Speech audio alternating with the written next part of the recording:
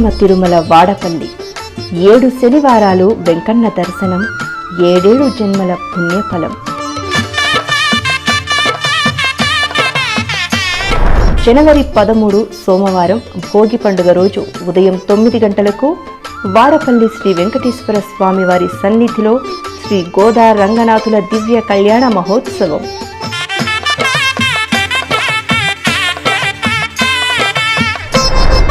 వివిధ గ్రహదోషాల కారణంగా వివాహం ఆలస్యమవుతున్న యువతీ యువకులు ఈ కళ్యాణంలో ప్రత్యక్షంగా పాల్గొనడం వలన వివాహ యోగం కలుగుతుంది అని ప్రతీతి.